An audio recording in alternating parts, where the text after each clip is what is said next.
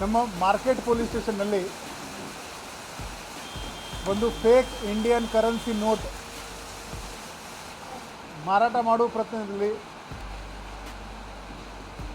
4 ಆರೋಪಿಗಳು ಬಂಧನ ಆಗಿದ್ದಾರೆ. ಇನ್ನೂ ಕೆಲವರದು ನಾವು ಪತ್ತೆ ಮಾಡ್ತಾ ಇದ್ದೀವಿ.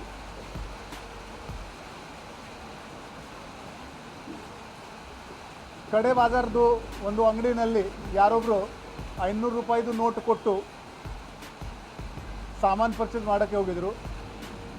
ಆ ಅಂಗಡಿ ಓನರ್ಗೆ ಸ್ವಲ್ಪ ಡೌಟ್ ಬಂತು. ಅವರು ನಮ್ಮ ACP ಮಾರ್ಕೆಟ್ ಮತ್ತು ಸಿಬ್ಬಂದಿಯವರಿಗೆ ತಿಳಿಸಿದ್ದಾರೆ. ತಕ್ಷಣವೇ ನಮ್ಮ ಚಾರ್ಲಿ ಮಾರ್ಕೆಟ್ ಶ್ರೀ ಕಾಲಿ ಮಿರ್ಚಿ ಮತ್ತು ಅವರ ತಂಡ ಈ ಫೇಕ್ ನೋಟ್ ಯಾರು ಕೊಡ್ತಾ ಇದ್ದಾರೆ ಅಂತ ಅದರ ಬಗ್ಗೆ ಮಾಹಿತಿ ಪತ್ತೆ ಮಾಡಿದ್ದಾರೆ. ಬಾಜಿ ಮಾರ್ಕೆಟ್ ಫೋರ್ಟ್ ರೋಡಲ್ಲಿ ಅವರು ಒಂದು ಕಾರ್ ಮತ್ತು 4 ಆರೋಪಿಯನ್ನು ವಶಕ್ಕೆ ಪಡೆದುಕೊಂಡಿದ್ದಾರೆ. ಈ ಆರೋಪಿಗಳಿಂದ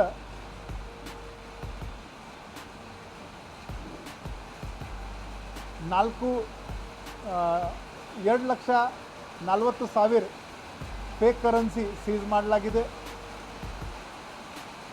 ಈ ಎಲ್ಲ ಆರೋಪಿಗಳು ಗೋವಾದವರು ಇದ್ದಾರೆ. ಮೊಹಮ್ಮದ್ ಅರ್ಬಾಜ್, ರೂಪೇಶ್ ವಾಕೋಡೆ, ಮೊಹಮ್ಮದ್ ಹಸೇನ್, ಶ್ರವಣ್ ಕುಮಾರ್ ಇವನು ಬಿಹಾರದವನು, ಮೊಹಮ್ಮದ್ ಸರ್ಫರಾಜ್ ಮತ್ತು ಮಗ್ದೂಮ್ ರಿಯಾಜ್ ಶೇಖ್.